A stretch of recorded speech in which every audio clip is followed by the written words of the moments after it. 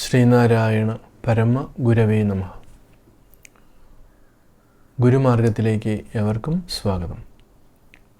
ഗുരുവിൻ്റെ ആത്മോപദേശ ശതകത്തിൽ 59-ാമത്തെ ശ്ലോകത്തിലേക്ക് നമ്മൾ വരുമ്പോൾ ഗുരു അവിടെ അറിവിന് പ്രാധാന്യം കൊടുത്തുകൊണ്ട്, സാധാരണ ഉള്ള അറിവല്ല, നമ്മളത് ആത്മോപദേശ ശതകമൊക്കെ തുടക്കത്തിൽ പഠിക്കാൻ ശ്രമിച്ചപ്പോൾ സൂചിപ്പിച്ചതാണ്. പരമ്പൊരുൾ എന്നുള്ള അർത്ഥത്തിൽ പരമാത്മ അല്ലെങ്കിൽ ദൈവം എന്നുള്ള അർത്ഥത്തിലാണ് ഗുരു അറിവിനെ ചൂണ്ടിക്കാട്ടുന്നത്. അപ്പോൾ അറിവ് എന്ന് ഗുരു സൂചിപ്പിക്കുമ്പോൾ നാം ശരീരമല്ല അറിവാകുന്നു എന്ന് ഗദ്യപ്രാർത്ഥനയിലും ഗുരു സൂചിപ്പിക്കുന്നുണ്ട്. നാം ശരീരമല്ല അറിവാകുന്നു. ശരീരം ഉണ്ടാകുന്നതിന് മുൻപിലും അറിവായി നാം ഉണ്ടായിരുന്നു.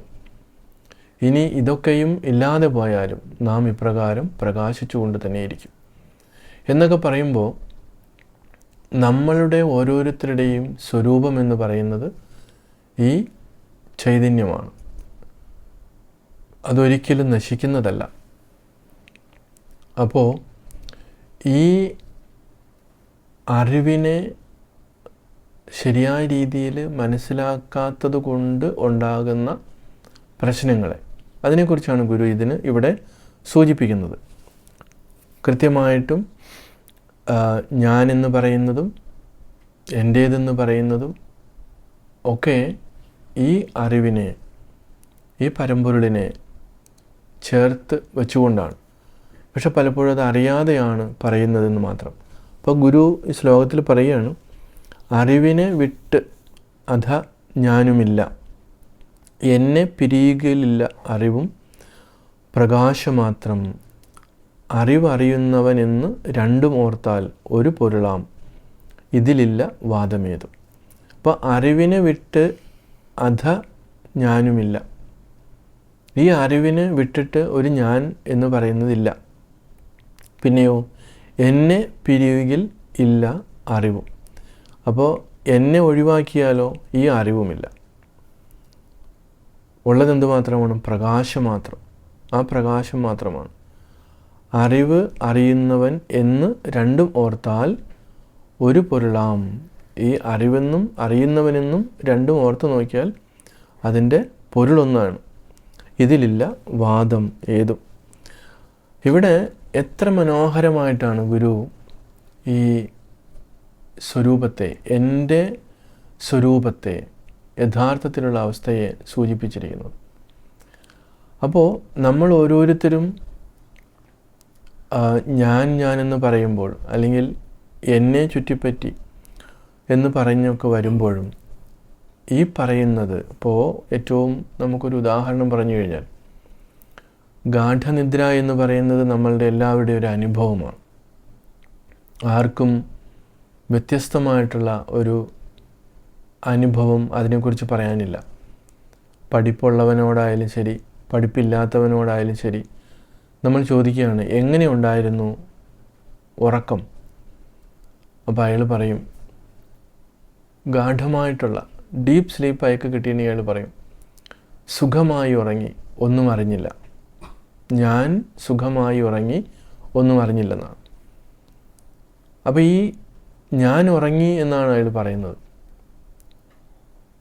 അത് എത്ര ഉന്നത സ്ഥാനത്തിരിക്കുന്നവനായാലും, പണമുള്ളവനായാലും പണമില്ലാത്തവനായാലും പഠിപ്പുള്ളവനായാലും ശരി, ആരെ നമ്മൾ ചോദിച്ചാലും, അപ്പോൾ ഞാൻ സുഖമായി ഉറങ്ങി എന്ന് പറയുമ്പോൾ ഈ ഞാൻ ആരാണ് എന്ന് അറിഞ്ഞിട്ടല്ല അവർ പറയുന്നത്. അവിടെ ഉദ്ദേശിക്കുന്നത് മനസ്സ് അവിടെ പൂർണ്ണമായിട്ടില്ലായിരുന്നു. ഒന്നിനെക്കുറിച്ചൊരു ഡിസ്റ്റർബൻസ് ഇല്ലായിരുന്നു. നേരെ മറിച്ച് ചിലപ്പോൾ പറയും ഭയങ്കരമായിട്ടുള്ള ഡിസ്റ്റർബൻസ് ആയിരുന്നു. എന്തൊക്കെയോ സ്വപ്നങ്ങൾ കണ്ടു, ചിന്തകൾ വന്നു, ഉറങ്ങാൻ പറ്റിയില്ല. അപ്പോൾ ഒരു മനുഷ്യന് ഏറ്റവും ഗാഠമായിട്ട് ഉറങ്ങുന്ന സമയം വെളുപ്പാങ്കാലത്താണ്, പാതിരാത്രിയോട് അനുബന്ധിച്ചാണ്. അത് ഒരു 2 മണിക്കൂറാണ് ഗാഠനിദ്ര ഒരാൾക്ക് കിട്ടുന്നത്. ബാക്കി ഉള്ള സമയം, ഇപ്പോൾ ചിലർ 6 മണിക്കൂർ ഉറങ്ങുന്നുണ്ട്. തീരെ കുഞ്ഞു കുട്ടികളൊക്കെ ഉറങ്ങുന്ന സമയം കൂടുതലാണ്. പക്ഷേ ഒരു വിദ്യാർത്ഥി തുടങ്ങി ഒരു ഹെൽത്തി ആയിട്ടുള്ള ആരോഗ്യവാനായിട്ടുള്ള ഒരാൾക്ക് 6 മണിക്കൂർ ഉറങ്ങേണ്ട കാര്യമില്ല. കഠിനാധ്വാനം ചെയ്യുന്ന ഒരാൾക്ക് ഒരുപക്ഷെ അത്ര ആവശ്യമുണ്ടാവും.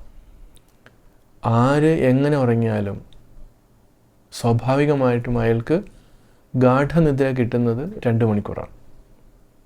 അതിനപ്പുറത്തേക്കും ഇപ്പുറത്തേക്കും ഇല്ല. ബാക്കി കുറേ സ്വപ്നങ്ങൾ കാണുന്നു, അല്ലെങ്കിൽ ഒരു മന്ദമായിട്ട് അവസ്ഥയിൽ കിടക്കുന്നു.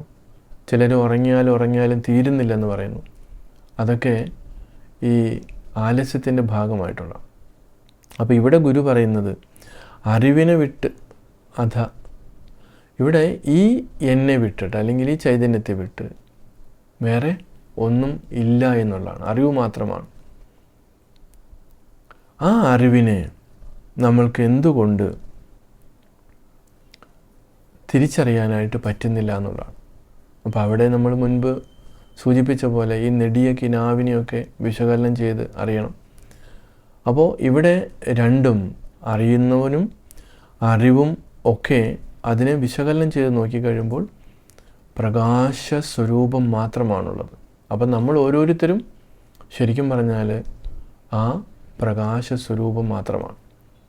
ആ അറിവിൽ മാത്രമാണ് ഇവിടെ ഒരു സോദരത്വേന വാഴുന്ന ഒരു മാതൃകാ സ്ഥാനം ഈ ലോകത്ത് നമുക്ക് ഉണ്ടാക്കിയെടുക്കാൻ പറ്റുന്നു. അപ്പോൾ ഈ ഒരു അറിവിൻ്റെ വിശാലമായ തലത്തിലേക്ക്, അല്ലെങ്കിൽ ഈ അറിവിനെ നമ്മൾ എല്ലാവരിലേക്കും പകർന്നു കൊടുക്കുമ്പോഴാണ് നമുക്ക് ശരിക്കുള്ള ആ ഒരു സമത്വത്തിലേക്ക്, സ്വാതന്ത്ര്യത്തിലേക്കും ഒക്കെ നമുക്ക് എത്താൻ പറ്റുന്നത്. അതുകൊണ്ട് ഭൗതികവാദികൾ നഷ്ടപ്പെടുത്തിയിരിക്കുന്ന ഇതാണ്, ഈ അറിവാണ്. അവർ ഭൗതികമായിട്ടുള്ള സമത്വം ഉണ്ടാക്കാൻ ശ്രമിക്കുന്നു. പക്ഷേ ആത്മീയമായിട്ടുള്ളവർ പറയുന്നത് ആന്തരികമായിട്ട് ഈ ഒരു വെളിച്ചം വന്നാൽ മാത്രമേ അത് പുറത്ത് ആ രീതിയിൽ പ്രാവർത്തികമാക്കാൻ സാധിക്കുകയുള്ളൂ എന്നുള്ളതാണ്.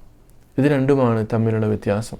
തീർച്ചയായിട്ടും നമുക്ക് ഓരോരുത്തർക്കും ഈ പ്രകാശ സ്വരൂപമാണ് തൻ്റെ യഥാർത്ഥത്തിലുള്ള ആ ഞാനെന്ന ഭാവമെന്ന് തിരിച്ചറിഞ്ഞുകൊണ്ട് ഒരു സമത്വസുന്ദരമായിട്ടുള്ള ഒരു ഏകലോകം സൃഷ്ടിക്കുന്നതിന് നമുക്കും ശ്രമിക്കാം. എവർക്കും നമസ്കാരം.